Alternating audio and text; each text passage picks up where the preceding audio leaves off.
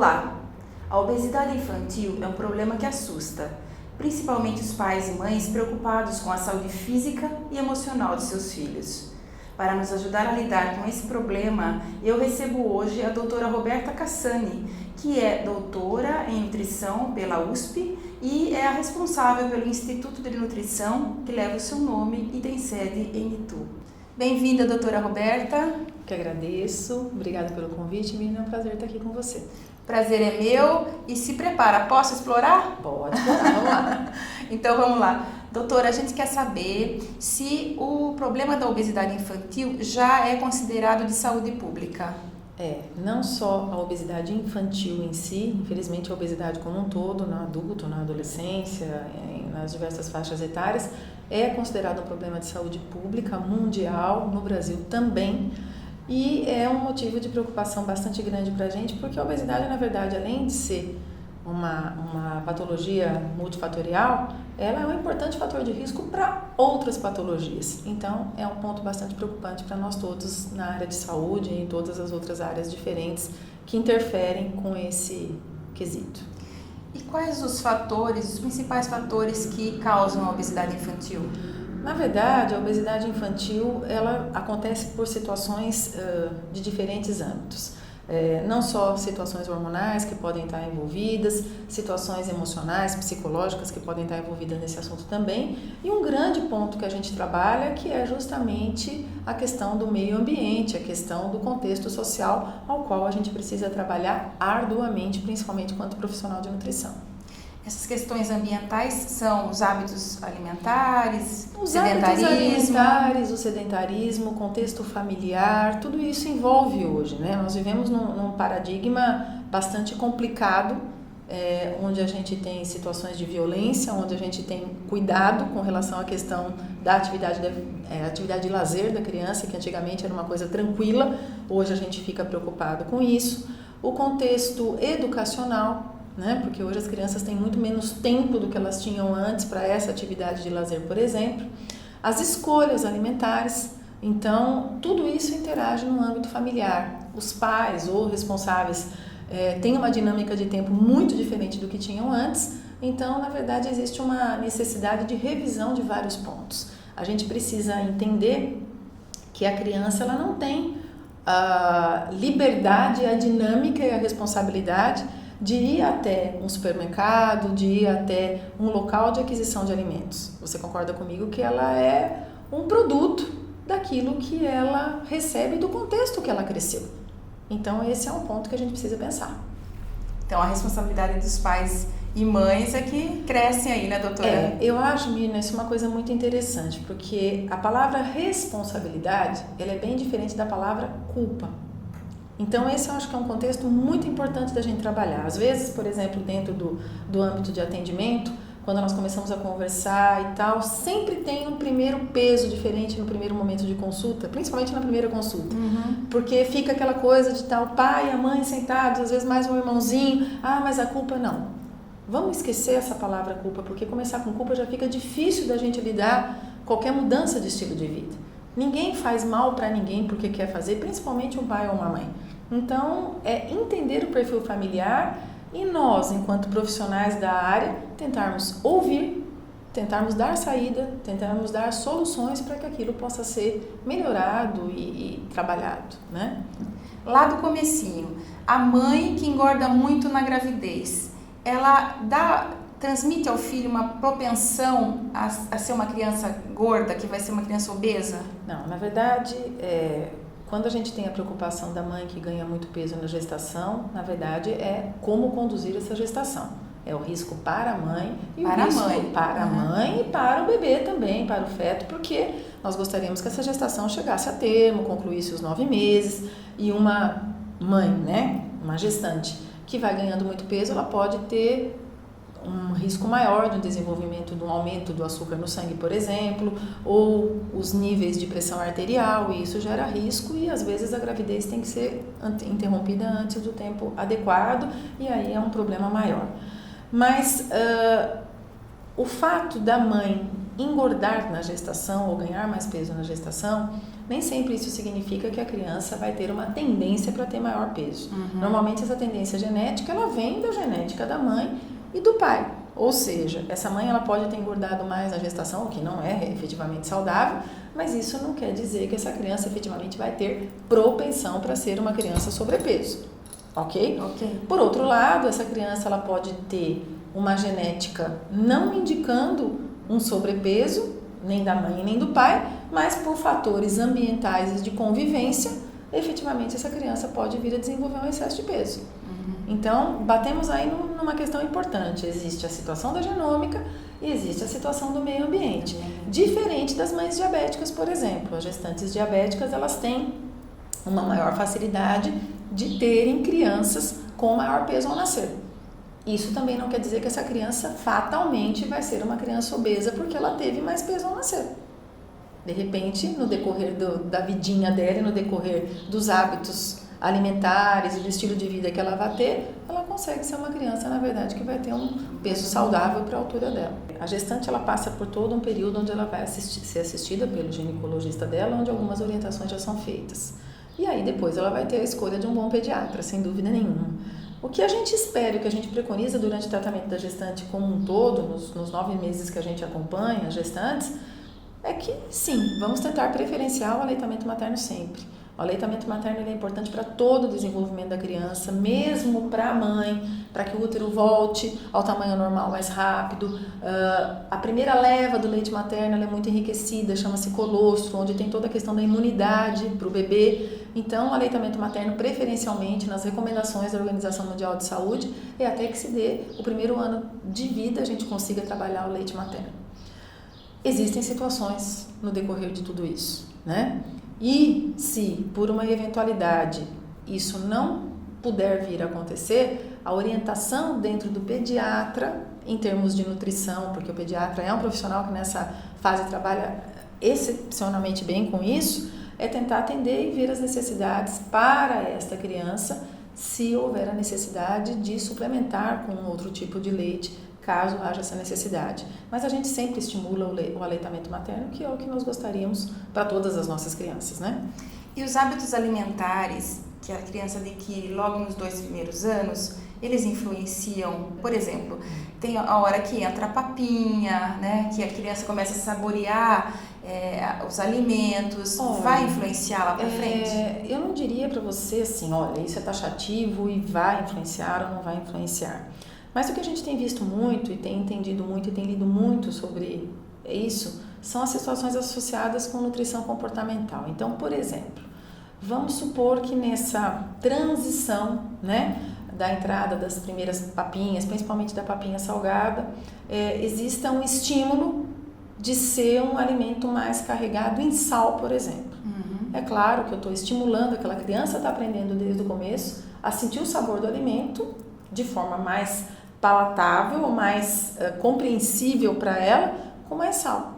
Então, isso me chama um pouquinho de atenção, porque eu sempre brinco até com os meus filhos sobre isso, eles já olham para mim, não tem o saleiro na minha mesa, na mesa da minha casa, ele não existe. Foi abolido. Foi abolido por várias razões. Mas me chama a atenção, por exemplo, às vezes crianças pequenas, com pai, mãe, numa situação social, por exemplo, vindo uma refeição, seja uma salada ou seja uma batata frita, vamos pegar situações opostas, a quantidade de sal que se coloca. Então, tem muito pouca observação sobre isso, e isso é um problema muito grande para o país. A gente tem, no Brasil, por exemplo, o consumo de sódio é muito exagerado, perto do que, na verdade, a gente... Aliás, as mães, na maioria, costumam se preocupar mais com o açúcar do que com o sal, Exatamente. Né? E aí eu acho que também não é um estímulo para que a gente seja agressiva tanto para uma situação como para outra. O que nós queremos hoje, para as nossas crianças e para os nossos adultos, é sem briga com a alimentação. Tem que fazer as pazes com ela, né? Comer é bom, comer é saudável, a ideia de se criar receitas, de se criar situações novas de paladar é tudo que a gente quer. Desde o momento que eu estou me preocupando, onde eu estou estimulando a papinha, eu estou trabalhando hábitos, eu estou trabalhando situações. Se uma criança, desde pequenininha, ela está acostumada a ouvir gritos, ela vai achar que aquilo é natural. E o contexto dela será aquele, né? A alimentação não foge muito a essa regra e são produtos que a gente cria. Então, eu acho que é uma responsabilidade, não culpa, responsabilidade. Vamos pensar nesse assunto, né? Vamos ter leveza com isso também, porque essa coisa de culpa é muito complicada, porque daí realmente o problema vai ficando cada vez maior, porque é culpa da mãe, culpa do pai. Vamos tentar resolver isso com mais serenidade, eu acho que essa é a ideia, tá?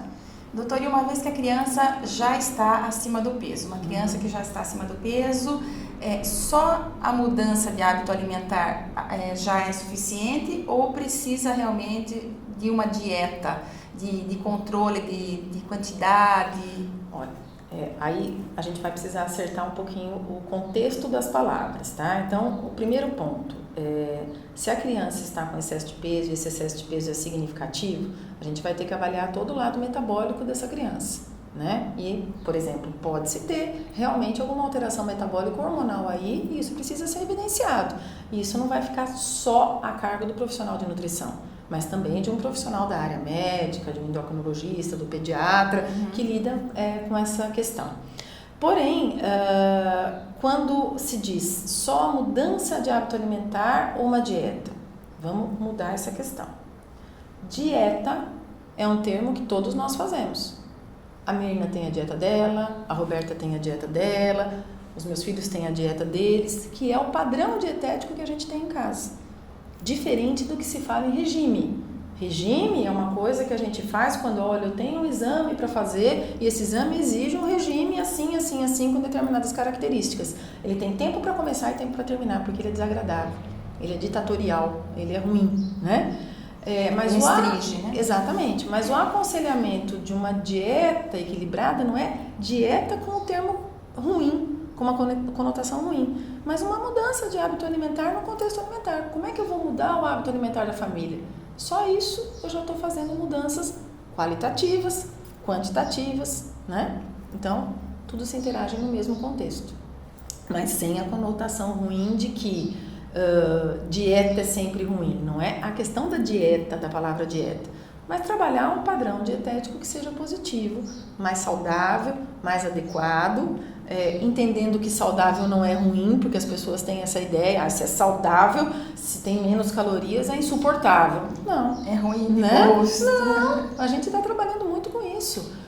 Nós passamos, às vezes, horas pensando, tentando textualizar uma receita. Olha, não está sendo bom assim, não está sendo bem aceito assim, pode ser bem trabalhado dessa forma. Então, esse é um desafio para nós também. Quais seriam, então, as principais orientações para uma criança que vai entrar num processo aí de perda de peso? Então, na verdade, no primeiro momento eu vou estar ouvindo a família, né, escutando o contexto familiar da mãe, do pai. O primeiro momento de consulta é um momento de atenção, né, de tentar compreender o que acontece no contexto daquela família. Então, normalmente, em cima disso, entender o que se come, como se come, quais são os horários que se faz a alimentação, se tem intervalos muito longos entre elas, se existe atividade física, se não existe, se fica o dia inteiro na escola ou não, se é uma criança mais ansiosa ou menos ansiosa, enfim, todas as informações que eu puder buscar, além das medidas antropométricas, peso, estatura, circunferências, se houver exames metabólicos, eu quero dar uma avaliada antes, para depois trabalhar a estratégia alimentar. Então é muito importante que a família, a própria criança entenda que eu estou muito interessado, o profissional da área de nutrição vai estar muito interessado na mudança de estilo de vida dela e não já, olha, está aqui o seu plano alimentar, já vamos começar agora. Isso assusta as pessoas, principalmente uma criança, né? Então, essas orientações nutricionais, estratégias de mudança de estilo de vida, elas têm que ser muito tranquilas e vão ser, na verdade, num segundo momento.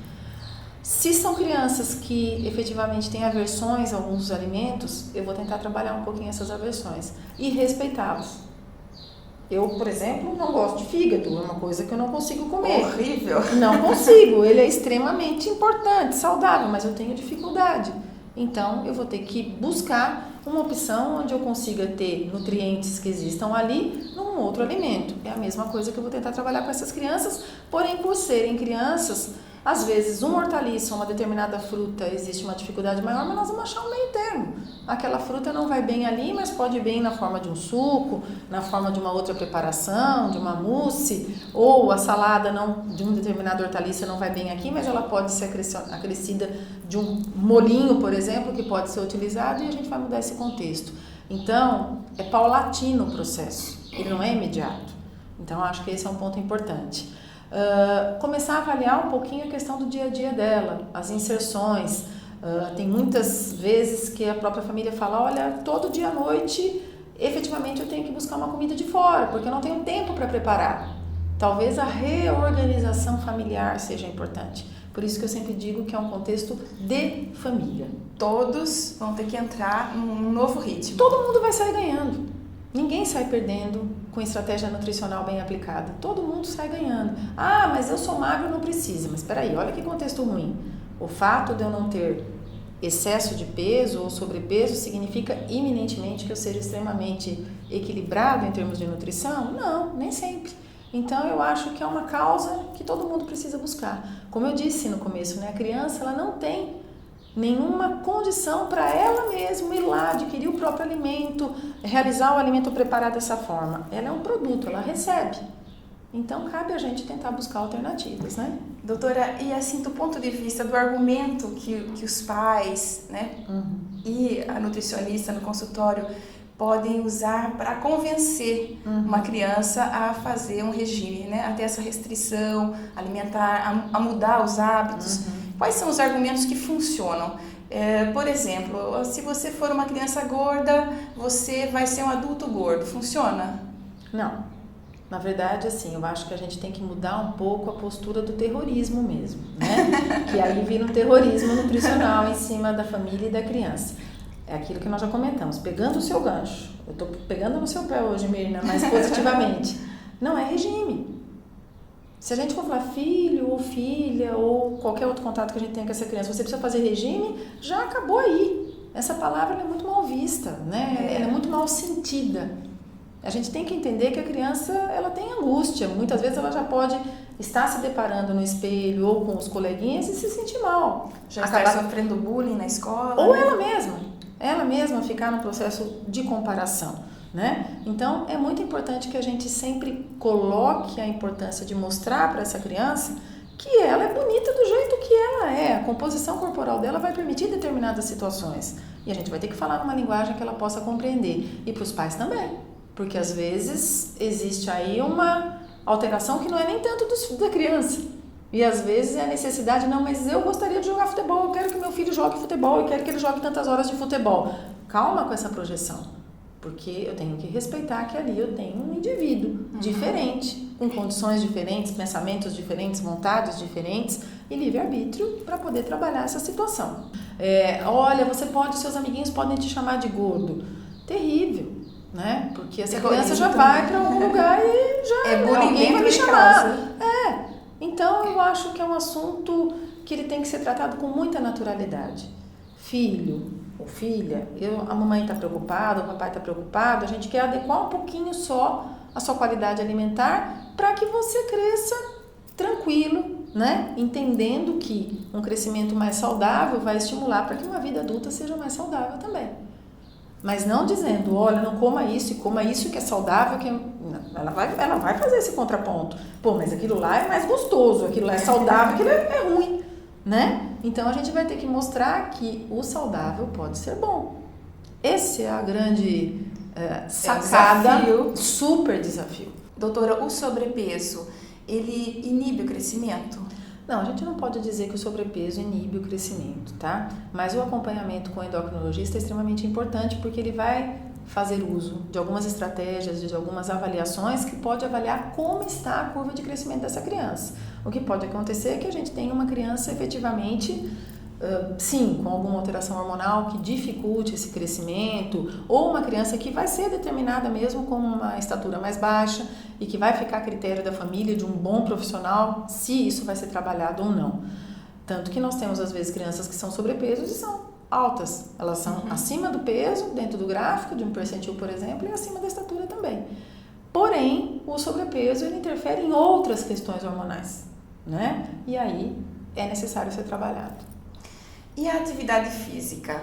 A atividade física que para acompanhar esse período aí de emagrecimento, de mudança de hábito alimentar, ela tem que ser uma atividade física tipo treino mesmo, todo dia, ou pode ser uma atividade mais assim lúdica, prazerosa, que a criança tenha vontade de fazer? Veja bem, uma das coisas que eu sempre discuto com a família ou com o responsável pela criança é que eu gosto muito de estabelecer até onde a minha profissão pode ir, né? Então, a orientação de atividade física ela deve ficar a cargo de um preparador físico, de um professor de educação física, que possa trabalhar de acordo com a faixa etária, aquilo que a criança pode fazer, né? Quais são os exercícios que ela pode fazer, tanto do ponto de vista aeróbio como anaeróbio, dentro da idade dela, enfim, tem toda uma estrutura para ser trabalhada. Em linhas gerais, o que eu gosto sempre de comentar para a família e mesmo para a criança é que ela precisa de uma atividade física, sem dúvida nenhuma, tá? Se ela me falar, eu não quero fazer nada agora, mas eu quero todo dia passear com meu cachorrinho, por exemplo, eu acho que isso tem que ser respeitado. Eu fico muito preocupada quando eu vejo crianças que têm uma agenda muito lotada. Por exemplo, eu fico ansiosa com a agenda lotada, quando eu não consigo ter tempo de resolver todas as minhas coisas e a gente, enquanto adulto, tenta trabalhar isso de uma forma mais tranquila e diminui nosso horário de sono, por exemplo. Isso gera ansiedade, gera estresse. Para a criança também. Entender também qual é a atividade física que ela se sente melhor. Eu quero que você nade, eu não suporto nadar, né? Não é uma coisa que eu me sinta bem, eu digo, a criança, né? Por exemplo, embora seja um esporte maravilhoso, às vezes a criança em grupo prefere outro, né? Por um maiô, tá meio com a questão do peso preocupando um pouquinho, então vamos ouvir o que ela tem a nos dizer também, porque fica muito difícil fazer uma atividade ao qual ela efetivamente não se sinta bem. Existem crianças que, ao se comportarem num sentido, por exemplo, às vezes até de rebeldia ou com a dificuldade de dizer não quero ou não consigo, às vezes transporta isso para a alimentação também. Né? E aí é aquela coisa do comer escondido ou do comer errado. Lembrando que quando a gente diz errado, a gente tem que avaliar a nuance disso, né? Dizer isso é certo, isso é errado, não. Vamos pegar aquele contexto da situação. Nem tudo é certo, nem tudo é errado. Então as pessoas às vezes dizem, isso não pode comer, aquilo pode comer. Tudo pode dentro do processo de moderação. Tudo pode. Todo mundo gosta de um lanche, todo mundo gosta de um sorvete, todo mundo gosta, chocolate. Isso faz parte, né? Então, dentro desse processo todo, como é que a gente pode incluir essas situações todas, levando em conta também se ter uma qualidade alimentar legal, o padrão dietético como um todo, isso é o mais importante, tá? Doutora, e acompanhamento psicológico, na maioria das vezes, é recomendado ou não? Depende do caso. Eu acho que o profissional da área de saúde, se ele vem primeiro para o nutricionista, ou se ele vai primeiro para o médico, existe esse encaminhamento entre nós. E às vezes até inicialmente do psicólogo ou até do profissional da área de psiquiatria, se for o caso. Mas se a gente percebe que está tendo um contexto, não é um contexto de dificuldade para aderir ao plano alimentar, não é só isso. Você percebe se a criança ela tem um outro contexto de ansiedade ou uma dificuldade de relacionamento em família, né? A gente percebe isso, não só com os pais, mas irmãos ou coleguinhas. Então, às vezes, um suporte psicológico eu acho sempre bastante bem-vindo. Eu posso até te dizer hoje que assim, é muito difícil eu trabalhar sem ter um contexto psicológico envolvido. Eu acho que o acompanhamento ele é sempre muito saudável para todos nós. E não vou dizer que seja só da criança, às vezes tem que ser dos pais. Às vezes eu preciso arrumar uma outra situação e a criança está chegando com uma ponta do processo. Às vezes a gente está na ponta do iceberg e a base é que está mais complicada. Então depende muito, né? Mas o acompanhamento psicológico eu acho atualmente uma coisa extremamente significativa, de um peso enorme para a gente, colabora muito com o nosso tratamento sempre. E doutora, é comum transtorno alimentar na infância? Porque a gente ouve falar mais de bulimia e anorexia e esses transtornos na adolescência. Na infância acontece? Depende do transtorno, né? Quando a gente fala em transtorno alimentar, existe uma grade de transtornos alimentares. Existem vários, com diferentes nomes, com diferentes características. Então, Pode acontecer. Às vezes nós temos crianças, por exemplo, onde tem acontecido, por exemplo, uma perda de um ente querido, né? Às vezes a criança tem formas de se comportar diferente e podem se associar à questão de alimentação, né? Então, ela desconta na comida. Pode ser, tanto para mais quanto para menos, ou alguns outros comportamentos que ela tenha hoje. Uma outra coisa que tem me preocupado bastante, que eu tenho visto isso muito dentro do consultório, e veja, nós estamos aqui fazendo uma ação de mídia, né? Mídia é importante, mas hoje ela chega muito rápido e de diferentes maneiras. E às vezes assim me assusta um pouquinho, por exemplo, crianças muito novas, né, com pouca idade, já, por exemplo, não, eu não vou tomar leite. Eu escuto isso dentro do atendimento. Eu não vou tomar leite porque faz mal, não vou comer glúten porque faz mal. Espera, vamos entender melhor isso. O leite é um alimento excepcional, muito bacana, e a gente deve restringir o leite se existe uma intolerância específica à lactose ou à proteína do leite. O glúten é a mesma coisa. Então, a preocupação com o modismo nutricional hoje alimentar é uma coisa que tem me preocupado muito, porque já chega com muita informação. E muitas vezes errônea. Tá tudo na internet hoje, né? Então, mas mesmo na internet, nem sempre tudo que se coloca na internet é o correto, é o adequado, tá corroborando com a evidência científica. Então, isso é uma coisa bastante preocupante, porque aí o profissional vai ter que atuar em diferentes aspectos. Primeiro desmistificar, depois entender, compreender. Então, às vezes os pais também, por uma ansiedade, quanto tempo vai durar o tratamento? Não sei. Eu não sei o quanto vocês vão me ajudar no tratamento, eu não sei o quanto a criança vai aderir. Da minha parte aqui, eu vou tentar fazer o possível, né, para que a gente consiga ter um resultado bacana, tirar essa criança de um risco nutricional, de um risco de uma doença crônica não transmissível na vida adulta, diabetes, uma hipertensão, enfim. E o mais importante, o que é o bacana para a nossa profissão? Que a gente consiga que essa informação, essa educação nutricional perdure, que ela não seja momentânea, né? A gente não quer que aquele investimento que está sendo realizado ali, ele dure enquanto estiver ali dentro, enquanto estiver na nossa visão. A gente quer que aquilo vá e que aquela criança e aquela família sejam vetores de informação também. Elas passem para frente as informações de maneira positiva, né? Que não fique aquilo guardado só, né? Que isso que nos ajude, né? Por essa causa aí que tem nos preocupado tanto, né? Tá? Doutora Roberta, eu queria agradecer a sua presença aqui no nosso programa. Você ter me convidado. E agradecer por essa enxurrada de informações que a senhora trouxe, né? Muito obrigada, parabéns pelo seu trabalho lá no Instituto de Nutrição. Obrigada. E obrigada mais uma vez. Eu que agradeço. E obrigada a você que me acompanha por aqui e me prestigia com a sua audiência. Tchau e até o próximo.